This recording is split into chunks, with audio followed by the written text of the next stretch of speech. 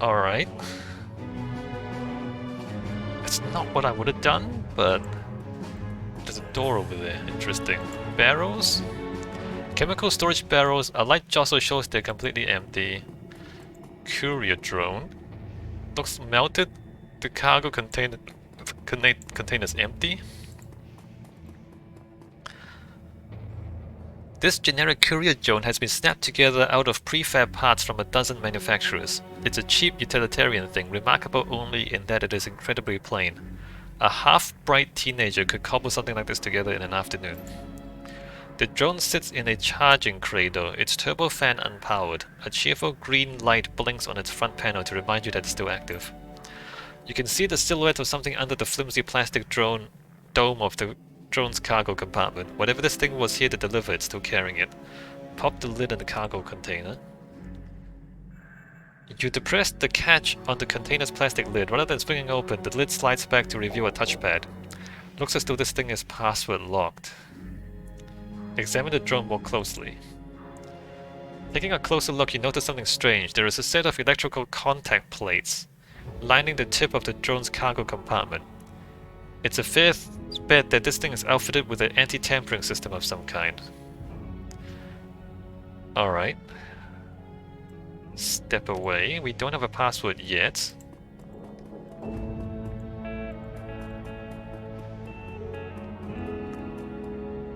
Saving the game. We can talk to him again. But we won't.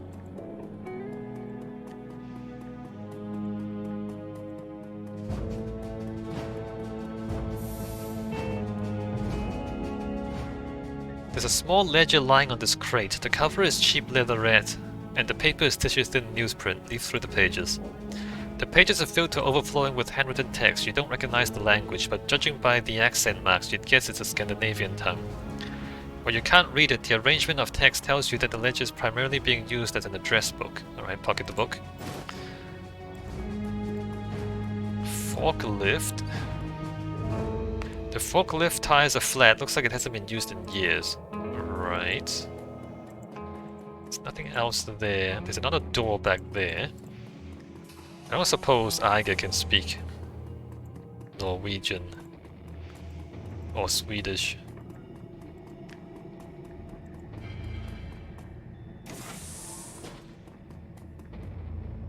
Corpse. Hey, there's a dead person here. The broken body of a human man lies on the floor. His face is a mess of fresh cuts and congealed blood, and his head is oddly deformed. Despite his wounds, his mouth is twisted into a macabre smile. Inspect the body. Judging by the shape of the ganger's head, you'd guess that his skull has been fractured in at least 3 places. The center of his forehead is particularly gruesome. It looks soft, as though the skin was stretched like a tent between shards of broken bone. Looking up, you can see a great smear of gore on the door of the room that you found him in. The implications are clear. This man bashed his own head in trying to get out, and he did it with a smile on his face. His hands are badly broken too. You've seen these sorts of injuries after bare-knuckle fistfights, but never anything this severe. This man punched something hard and went on punching until his hands were reduced to useless slabs of meat. Biotech 4, draw a medical conclusion. So I can't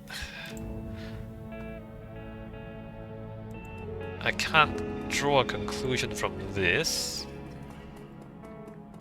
I can't talk to Iger about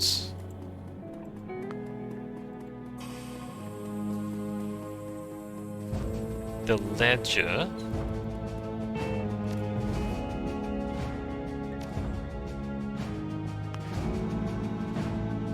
Well, I haven't tried putting in a password. Maybe I can dex my way past the button. No, I can't. The touchpad glows invitingly.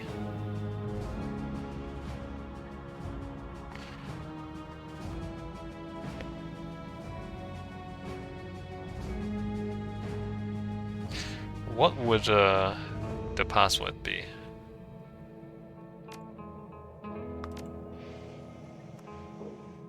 I saved the game. What if I think if I smash the plastic, whatever the contents is will get destroyed?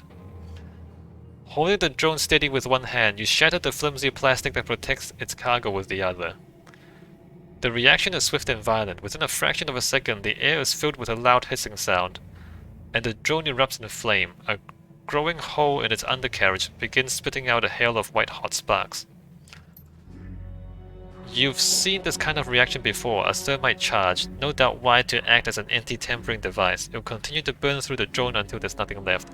Quickness. Try to grab whatever's in the cargo compartment.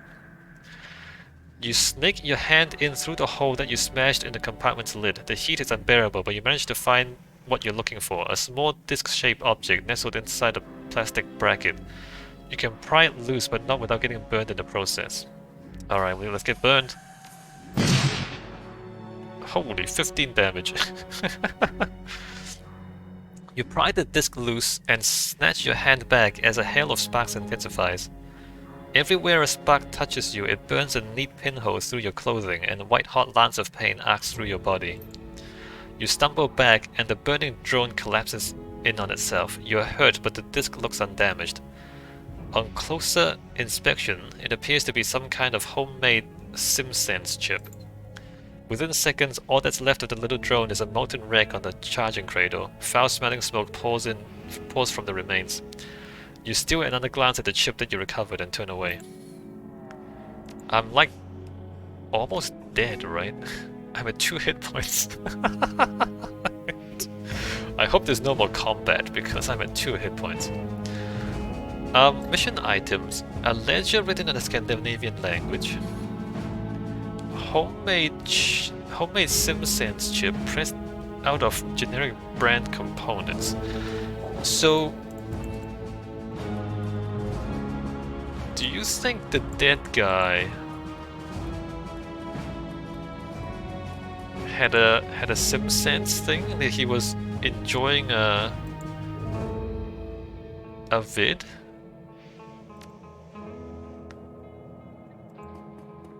So much that he didn't notice that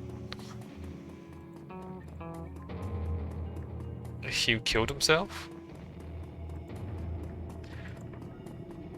Alright, so we've gotten everything that we can get out of this. Scandinavian ledger and a SimSense chip. Alright, that's all we have. Save.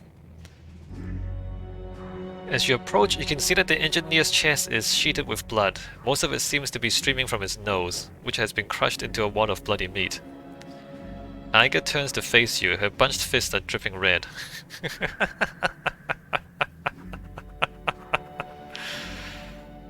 Aha. Find anything? She speaks to you through clenched teeth. Her voice sounds strained and her cheeks are flushed. Having fun? I'm not doing this for fun, I'm doing it because he deserves it. If you knew half of what this bastard has done, if you'd heard the things that he just told me, you'd do the same. See, this is what I wanted to stay here and hear what he has to say.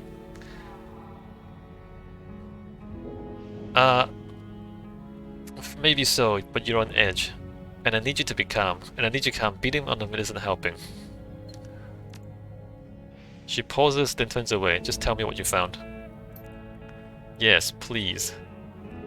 The engineer's voice is thick and wet. He smiles through a set of gore-streaked teeth. Enlighten us. I found this ledger. I don't recognize the language, but it looks Scandinavian. Iga leafs through the journal, quickly flipping the soy calf-stained pages. Norwegian, maybe. I'm thinking that this is written in Bokmal. She frowns. I can't read it, but it looks like a shipping manifest. Yeah, something like that. There's a lot of addresses here. She riffles through the pages, flipping the cheap paper with her thumbnail. Looks like addresses all the way through. Some are annotated, but I don't see any names. 2/3 of the way through the book, she stops short. Find something interesting? Wordlessly, she turns the journal around. At the top of the page, written in a different hand, is a single word. It's written in English, but you can understand it all the same. Wednesday. She nods. Yeah, not particularly helpful without a full date, but I guess it's something. Of course, Wednesday might not refer to the day of the week at all. It could be code for something. Taken out of context like this, it's impossible to say. So what do you make of this?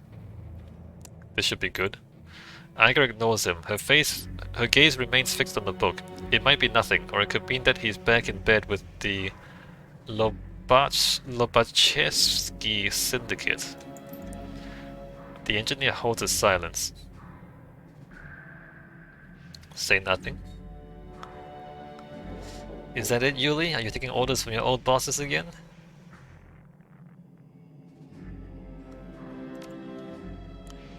He pauses a moment before croaking out an answer. Maybe. Who's to say? What's happening on Wednesday, Yuli? Wednesday might be the password to the drone, by the way. What's happening on Wednesday, Yuli? His mouth twists into a bloody grin. This Wednesday, I'll be putting your mother to work on the street corner, and when she's all worn out, I'll give your father a shot at the job. You can do better at that. Go die in a ditch. No, that's your job, engineer. You're gonna die in a ditch. Did you find anything else we need to be sure about this before moving forward? Alright, I think Wednesday is the password to the drone, actually.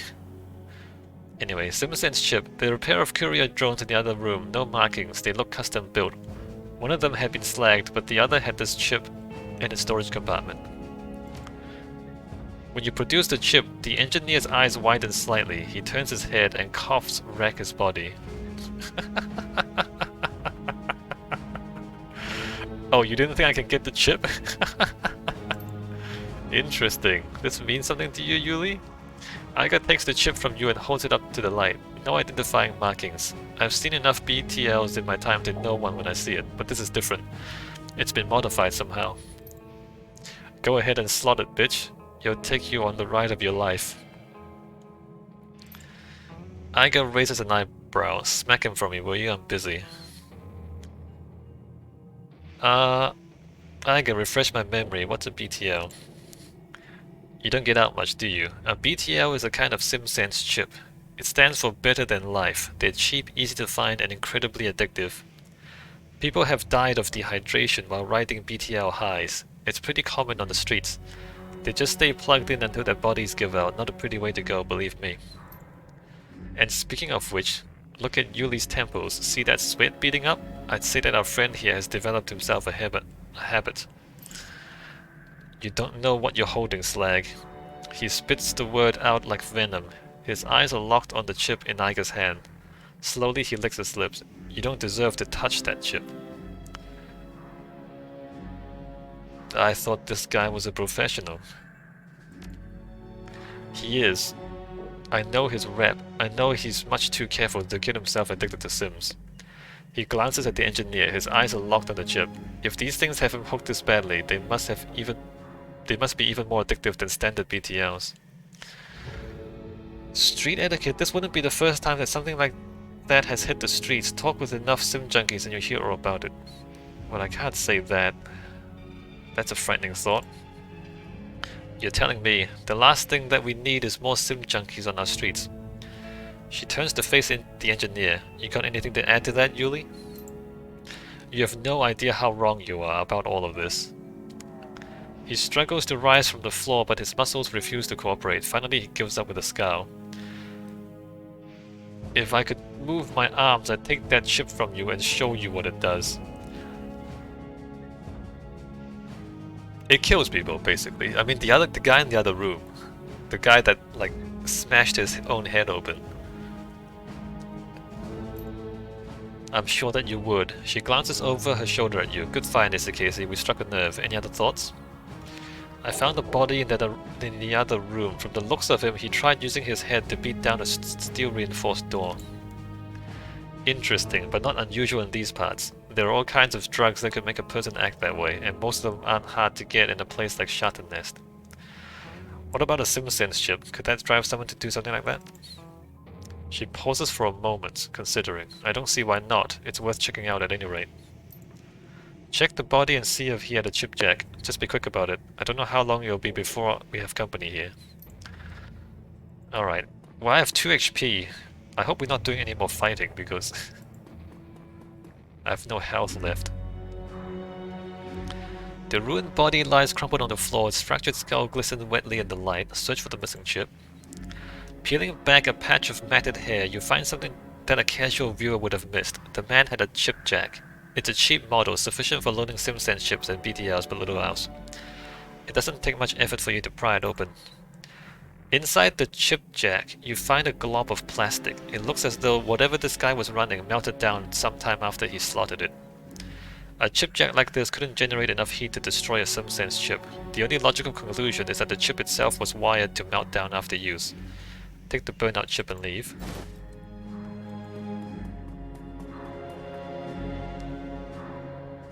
Right. The engineer's eyes remain locked on the chip. His face has gone pallid white, and his shirt is drenched with sweat. His eyes bulge, and his breathing is heavy. Iger glances up from your manic captive and looks you in the eye. What did you find what you're looking for? Melted SimSense chip. Yeah, I pried his chip jack open and found a blob of melted plastic inside. It was still warm to the touch. Iger examines the remnants of the chip in your fingers. I've heard of things like this before. Single-use sims designed to self-destruct after they're slotted. Keeps the customers from reusing the same BTL over and over again. I'd say that you found a missing chip. Yeah, I agree, but the gangers who slotted this wasn't blissed out like a normal sim junkie. It was almost the opposite. He looked wild, like a madman. I don't know who would willingly slot something like this in. It drove him to kill himself, and from the looks of the body, he enjoyed every second of it. This isn't a BTL. BTLs don't make you cave your own skull in.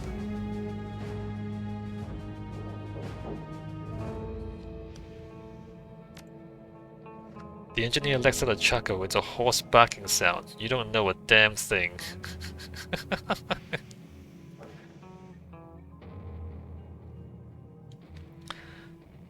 Why don't you educate us? I know that we have something you want, something you're willing to die for. I know that you'd love to get your hands on that chip Iger's holding, if you can move your hands, that is.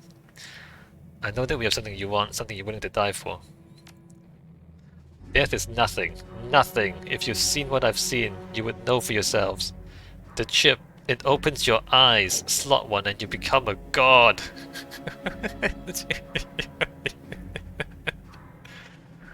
So he's slotted one before? Or is he trying to get us to kill us? He's trying to get us to put the chip in and kill ourselves. Iger stares at him, her expression flat. The engineer sneers. I too was a skeptic. Then the wolf caught me, and the raven opened my eyes, and now at last I can see! Suddenly he lurches forward. Every muscle in his body goes tight, and the cords stand out on his neck. Give me the chip! It was promised to me! I need it! Tell us who you're working for, and it's all yours. The engineer spits out a mouthful of blood. It hits the tile floor with a sickening splat. He grinds his teeth, then snouts out a single word. Winter night. There's a moment of silence. Finally, Iger speaks. Never heard of them. Of course you haven't, bitch. If you had, you'd already be dead. They don't leave loose ends. His body begins to tremble. It looks like the drugs are wearing off.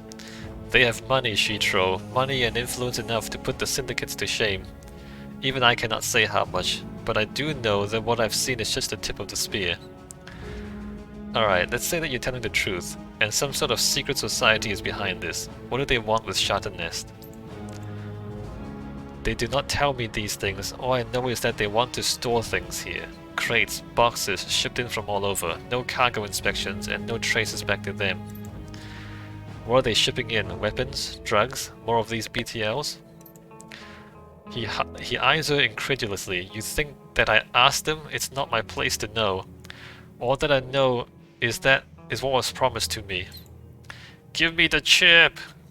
His voice comes out in a shivering screech. You promised! He promised you the chip. Iger smiles at the engineer. Slowly she pulls a knife from her belt. Its serrated edge glints in the light. I, on the other hand, didn't offer you a goddamn thing.